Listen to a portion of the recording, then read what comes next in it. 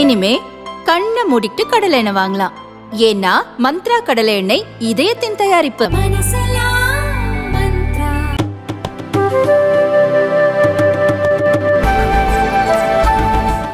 பொதுமக்களுக்கு தங்கு தடையின்றி சீரான குடிநீர் விநியோகம் செய்வதை தமிழக அரசு உறுதி செய்ய வேண்டும் என்று அமமுக பொதுச் செயலாளர் டிடிவி தினகரன் வலியுறுத்தியுள்ளார். இதுகுறித்து அவர் வெளியிட்டுள்ள பதிவில், அதிகரித்து வரும் கோடை வெயிலின் தாக்கத்தாலும் குறைந்து வரும் நீர்த்தேக்கங்களின் நீர்மட்டத்தினாலும் தமிழகத்தில் பல்வேறு பகுதிகளில் குடிநீர் தட்டுப்பாடு ஏற்படும் அபாயம் நிலவி வருவதாக செய்திகள் வெளியாகியுள்ளன.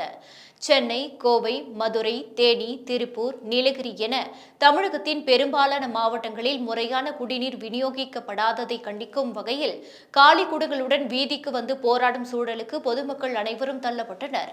அரசு அதிகாரிகளுடன் பெயரளவுக்கு ஆலோசனை கூட்டங்கள் நடத்துவதோடும் நிதி ஒதுக்குவதோடும் மட்டுமே தன் கடமை முடிவடைந்து விட்டதாக கருதும் முதல்வர் ஸ்டாலின், நிதி ஒதுக்கப்பட்டதற்கான பணிகள் முறையாக நடைபெறுகிறதா என்பதை உறுதி செய்யாமல் இருப்பதே தற்போது மக்கள் பெருமளவு பாதிக்க முக்கிய காரணமாக அமைந்திருக்கிறது. தமிழ்நாட்டிலேயே அதிக மக்கள் தொகை கொண்ட சென்னை மாநகராட்சியில் வசிக்கும் மக்களின் குடிநீர் தேவைக்கும் குடிநீர் வாரியம் விநியோகிக்கும் நீரின் அளவுக்குமான பற்றாக்குறை அளவு தொடர்ந்து அதிகரிக்கும் என அண்ணா பல்கலைக்கழகம் மற்றும் ஐஐடி மெட்ராஸ் நடத்திய ஆய்வுகளில் தெரிய வந்திருக்கின்றன.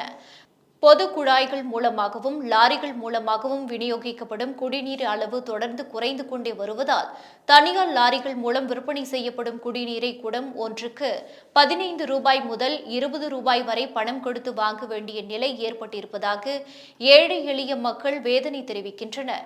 எனவே தமிழகத்தின் அனைத்து பகுதிகளிலும் பொதுமக்கள் பாதிக்கப்படாத வகையில் சீரான குடிநீர் விநியோகம் செய்வதை உறுதி செய்ய வேண்டும். அதோடு மாறிவரும் மழைப்பொழிவுக்கு ஏற்ற வகையில் நவீன மழைநீர் சேமிப்பு கட்டமைப்புகளை வலுப்படுத்தவும், ஏரி குளங்களை முறையாக தூர்வாரி பராமரித்து எதிர்காலங்களில் குடிநீர் தட்டுப்பாடு ஏற்படாத வகையில் உரிய நடவடிக்கைகளை மேற்கொள்ளுமாறு தமிழக அரசை டிடிவி தினகரன் வலியுறுத்தியுள்ளார்.